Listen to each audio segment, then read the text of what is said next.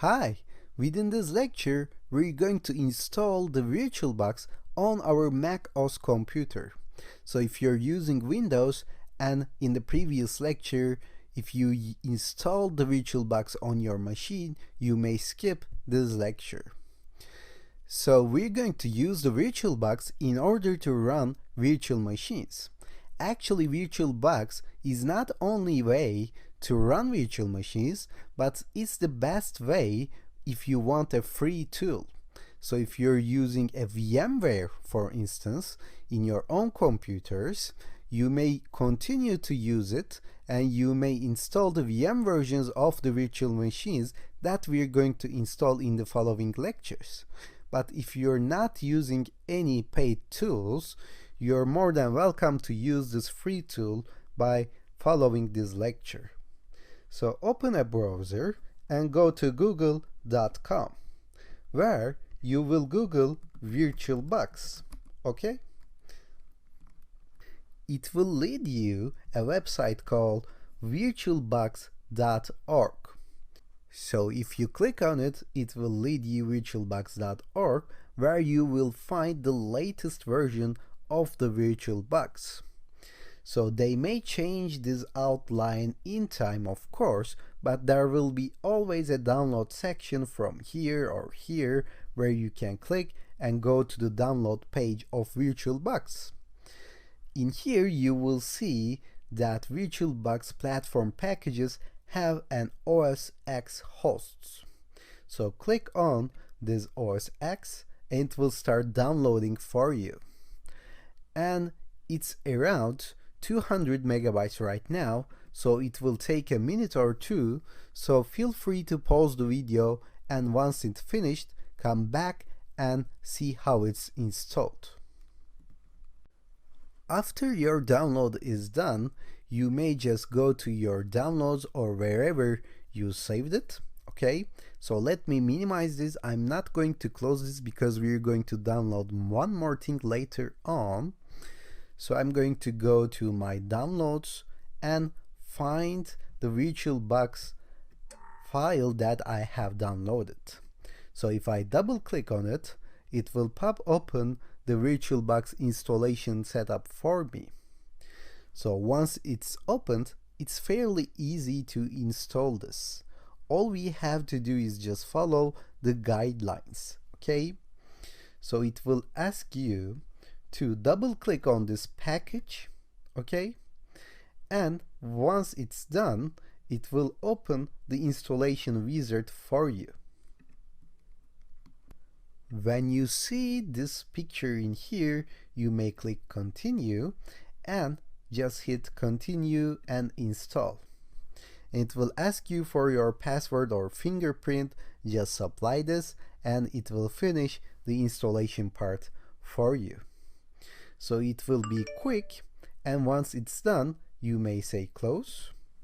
And after that, you can go to your applications folder from here and search for VirtualBox. Of course, there's another way to do that. Let me close this and show you how it's done. Right now, we don't need this file, so I'm going to say move to trash, and I'm going to say eject VirtualBox from here. If I hit Command and space on my keyboard, it will open the search for me, where I can search for VirtualBox and hit enter. When you do that, it will pop open the VirtualBox for you. Most probably you won't see this list in here because I have existing virtual machines. So you will see a blank left pane in here. When you're going to install the virtual machines later on, it will be filled up in here as a list for you as well. So don't worry about that. But you have to do some settings before you go on and use this VirtualBox. So whether you go here to VirtualBox preferences, or you can just click on preferences from here to access the settings. We are first interested in the extensions. So I have an old one in here. I'm going to delete it, okay? by clicking on this remove line from here, and it's going to ask me for my password. I'm going to give it. So most probably you will have a blank page in here as well, but maybe you may have an old version here as well. So all you have to do is just click on remove selected package from here and delete it, because we're going to install the latest version, latest extension version. So if you go to virtualbox.org one more time, you will see an extension pack download section in here. You may click on this all supported platforms link and it will download it for you. So it's less than 20 megabytes, so it's going to be rather quick. Once it's downloaded, you may go to your downloads one more time from here or your own finder and double click on this extension pack. So it should ask you something like this, but sometimes it doesn't pop up. So I'm going to show you how to manually install this. Okay, so let me say I disagree, and if it doesn't show you like it's supposed to be, you can click on this add new package from here, and remember we got this from preferences and extensions. If you click on this, you may select the extension pack that you have downloaded before, and now it's going to pop up for you. All you have to do is just click on this install and say I agree. So it's going to ask you for your password one more time, give it, and it's going to install it for you, and you will see the latest version installed in here.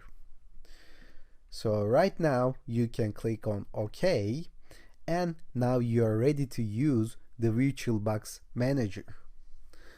But before we go on and install our virtual machines, there is one more thing that we have to specify in our settings.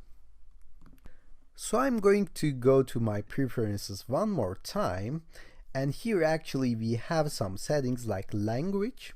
So if you're not satisfied with English, you can change it like I said before, but I'm going to go to network this time. So in here I have previously created networks, and you may have some of them as well, but I'm going to delete them from here. Okay, I'm going to say remove, and as I had done in the extensions part, I'm going to click on this plus sign, add new network, in order to create my network. So what does it do? It allows us to connect to the internet through our own host computer. So we're going to use some virtual machines like Kali Linux, and this Kali Linux won't have any internet connection unless we give it to it. So we're going to use this network in order to connect to the internet, and we're going to use this network in order to make our all virtual machines on the same network as well.